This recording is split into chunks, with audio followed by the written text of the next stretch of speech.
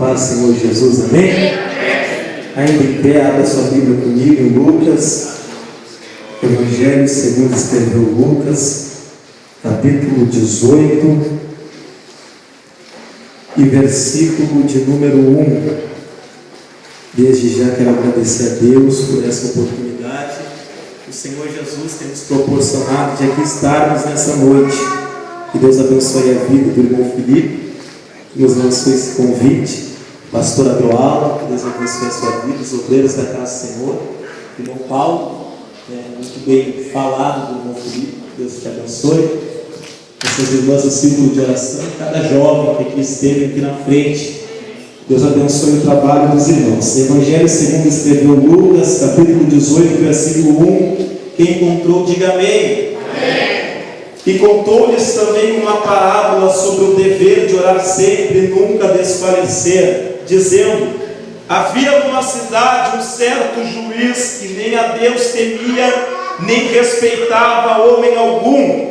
Havia também naquela mesma cidade uma certa viúva, e ia ter com ele, dizendo: faze-me justiça contra o meu adversário. E por algum tempo não quis, mas depois disse consigo: ainda que não temo a Deus nem respeito os homens, todavia como esta viúva me molesta, hei de lhe fazer justiça, para que enfim não volte e me importune muito. E disse o Senhor: ouvi o que diz o injusto juiz, e Deus não fará justiça aos seus escolhidos que clamam a Ele de dia e de noite, ainda que tardio para com eles. Digo-vos que depressa lhes fará justiça. Quando porém vier o Filho do Homem, porventura achará fé na terra? Pode tomar o teu assento, irmão. Glória a Deus, louvando o nome de Jesus. Que Deus abençoe também a vida da irmã Sabrina. Isso é, a irmã Sabrina, né? Seu esposo. Deus abençoe as vossas vidas no nome de Jesus. Amém, irmãos? Glórias a Deus. Nós vemos na Bíblia Sagrada, quando nós nos deparamos com os 4 evangelhos, segundo teólogos afirmam que o evangelho que escreveu Lucas é o evangelho perfeito. Nós vemos que dentre esses 4, 3 deles são separados como os evangelhos sinóticos, sendo estes Mateus, Marcos e Lucas. Porque quando nós vemos o evangelho que escreveu Lucas ou Mateus, e nós lemos também Marcos, nós vamos ver que são muito parecidíssimos o ensinamento, as curas e tudo que Jesus fez no demais. Esses 3 então são os evangelhos sinóticos. Já o de João é o evangelho onde mostra o caráter de Jesus. Nós vemos no capítulo 1 que Jesus é o verbo, depois nós vemos que ele é a água que faz jorrar para a vida eterna, como o irmão bem leu no capítulo 6, que ele é o pão vivo que desceu do céu, que ele é o Cordeiro de Deus que tira o pecado do mundo, que ele é a videira verdadeira e seu pai o lavrador, que ele era o consolador, que iria enviar o outro consolador. Então João, ele se dispõe a mostrar o caráter de Jesus. Desses 4 evangelhos, Lucas, ele é o único que infelizmente tem a infelicidade de não poder ter andado com o mestre. Já Mateus foi um discípulo ou Levi, Marcos não foi um dos apóstolos, mas foi uma criança que pôde andar juntamente com Cristo. E João, como os irmãos bem sabem, é o discípulo amado, em quem reclinou sua cabeça no seio do Senhor. Agora Lucas infelizmente não pôde andar, não pôde ver, não pôde conversar com Jesus, mas por boa felicidade ele conhece um homem cheio do Espírito Santo chamado Paulo. Paulo diz que ele era um médico amado. Então Lucas deixa a sua profissão, pega talvez uma pena e junto com o papiro começa a escrever os relatos de Jesus. Ele é o evangelho perfeito porque ele foi perguntando para cada pessoa o que Jesus tinha feito, o que ele tinha ensinado,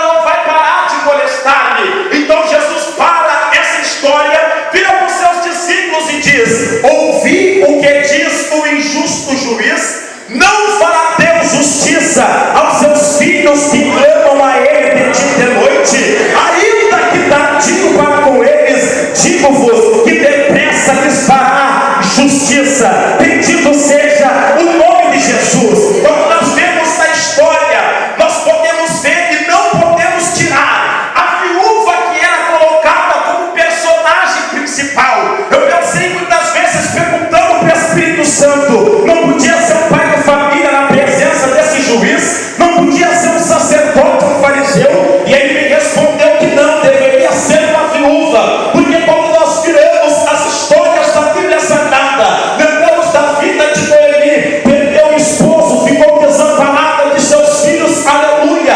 Também então virou uma mulher desamparada, uma mulher necessitada. Graças a Deus que o Senhor coloca a Ruth. Também vemos na cidade de Naim uma certa mulher que perdeu seu esposo e agora também perdeu seu filho, mas Jesus entrou no funeral para mudar a vida dela. Viúva na Bíblia Sagrada era uma mulher desamparada, uma mulher que precisava de ajuda. Os obreiros, como lê as cartas de Tito e de Timóteo, vão ver muitas das vezes o apóstolo Paulo dizendo: socorrem as viúvas, ajudem as viúvas, porque naquele tempo viúva não tinha mais utilidade para dentro do povo de Israel. Carregava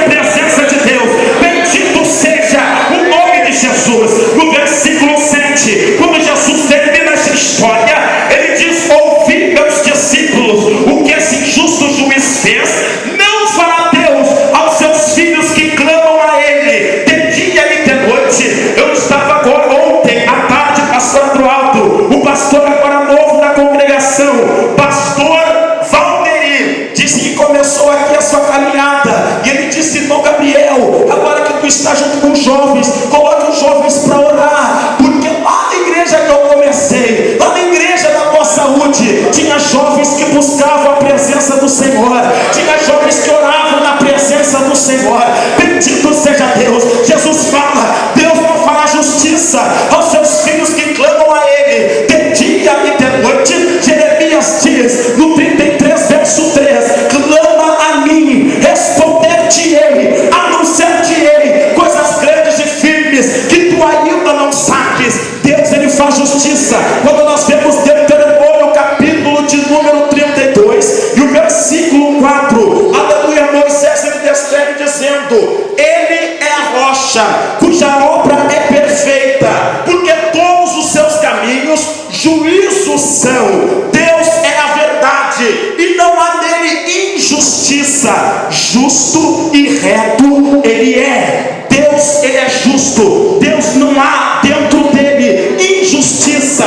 Ele é justo e Ele é reto. Como nós vemos Salmos de número 103 versículo 6, a Bíblia diz: o Senhor faz justiça e juízo a todos os oprimidos. Deus faz justiça e juízo a todos os oprimidos. Depois Jesus disse: Deus não fará justiça aos seus filhos que clamam a Ele de dia e de noite, ainda que tardio para com eles. Ali vem a hora difícil, ali vem o momento onde nós muitas das vezes tentamos com nossa própria força. Levitas, quantas vezes eu já não dei com a língua nos dentes por não saber esperar na vontade do Senhor? Quantas das vezes eu já não bati com a cara por não esperar no tempo de Deus? Para tudo tem um tempo, para tudo há um propósito. E muitas das vezes quis eu fazer com a força do meu braço, pensando que com a força do meu braço eu ia conseguir, eu ia aprender, eu ia ser, eu ia fazer, e acabei me dando mal. Quando o apóstolo Pedro, ele diz em capítulo 3 verso 9 da sua segunda carta: o Senhor não retarda a sua promessa, ainda que alguns a tenham por tardia, mas é longânimo para convosco, não querendo que alguns se percam, senão que todos venham a arrepender-se. Deus não retarda a sua promessa. Ele tem escrito no livro dele o dia da tua vitória. Ele tem escrito no livro dele o dia da tua exaltação. Ele tem escrito no livro dele o dia da vitória do teu filho, o dia onde Satanás vai perder a vida do teu esposo. Ele tem escrito no livro dele o dia que tu vai, aleluia, conseguir aquela porta de emprego. Ele tem escrito no livro dele o dia da tua vitória. Ele não retarda a sua promessa, ainda que alguns a tenham por tardia.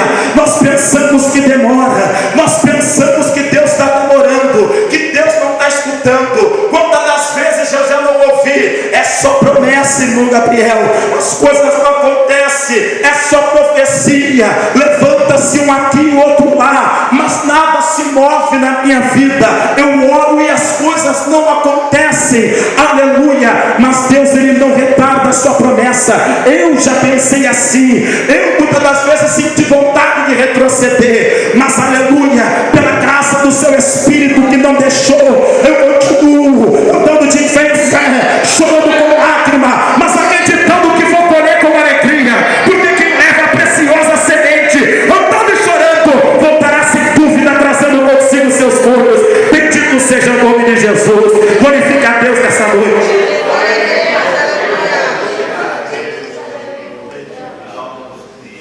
Deus poderoso, Glória a Deus. Glória a Deus. O salmista Davi, quando ele está passando pelo vale, ele fala no Salmo 119, versículo 82: os meus olhos desfaleceram, esperando por tua promessa. Entretanto dizia: quando me consolarás tu? Os meus olhos se cansaram, Senhor, esperando pela tua promessa. E entretanto eu dizia: quando me consolarás tu? Quando eu vou sair dessa prova? Quando eu vou passar por este vale? Aleluia. Alguns irmãos conhecem a minha história. Bendito seja Deus.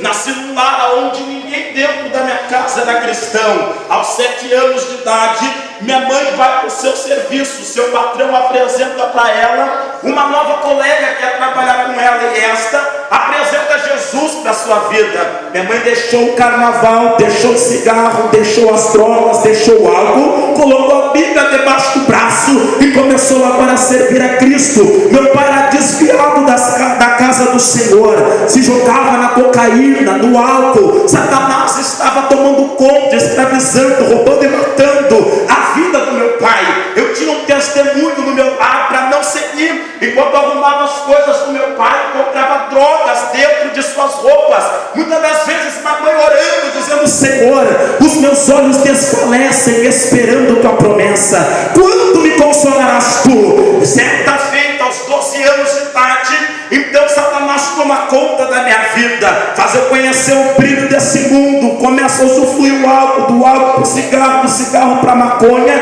da maconha para a cocaína. Acabo sendo preso aos 16 anos de idade. Quando saio de dentro daquele lugar, minha mãe disse: filho, Deus tem uma obra para fazer na tua vida, e Ele vai fazer. Aleluia. Naquela noite, preparei minhas malas, fui para um centro de recuperação. Na primeira semana, eram os irmãos dando glória a Deus, outros irmãos dando aleluia. E eu disse: esse lugar não é para mim, irmão, prepara minhas coisas, e hoje eu vou para casa. O irmão disse: calma, Gabriel, fica com nós mais um pouco. Eu disse: não, estou decidido, não vou mais usar droga, eu só queria me libertar, não quero ser crente é coisa de louco. Então o irmão disse: tá, Gabriel, vamos almoçar, depois do almoço vai ter um culto de oportunidade, depois do culto nós preparamos tuas malas, vai liberar uma coma e tu vai para casa. E eu disse: tá feito. Almocei, sentei no banco esperando o culto de oportunidade. Um jovem começou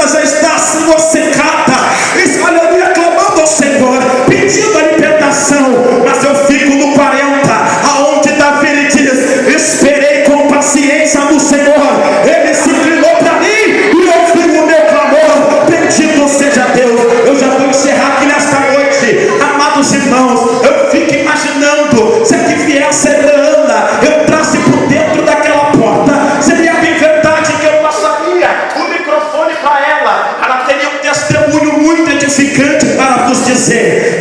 Eu fico imaginando ela pegando esse microfone e dizendo: a paz do Senhor, irmãos da boa saúde, meu nome é Ana, eu moro em Ramataim Zofim, perto das montanhas de Efraim, sou casado com Eucana e eu tenho uma adversária chamada Penina, que sempre, aleluia, fica incomodando porque eu não posso e ela pode. Minha madre é cerrada e ela dá filhos para o meu esposo. Muito eu chorei, muito eu esperei, mas chegou um certo dia em que Deus ouviu a minha oração.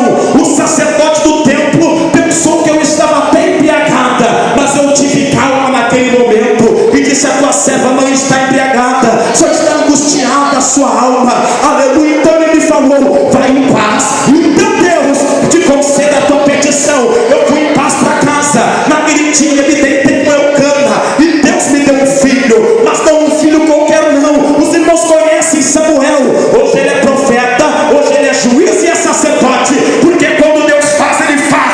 Bendito seja Deus. Eu fico imaginando, se aqui se adentrasse o rei, bendito seja Deus, Ezequias, seria verdade, porque nós temos que dar honra para ele, pastor. Passaria o microfone, ele dizia: a paz do Senhor, irmãos da boa saúde, eu tenho um testemunho para vos contar. Meu nome é Ezequias, e quando reinava em Israel, se levantou um certo homem da Síria chamado Rabissaquer. Este me entregou uma carta dizendo que os deuses do Egito não puderam libertar, que os deuses de Amon não puderam libertar, e que o Deus de Israel nada podia fazer. Nós iríamos ser cativos junto com ele. Eu peguei aquela carta, levei para Isaías e disse: Isaías, esta carta não é para mim, esta carta é contra o Senhor. E naquela noite, meus amados, Deus enviou um anjo que destruiu 185 mil dos exércitos da Síria, porque quando Deus faz, ele faz.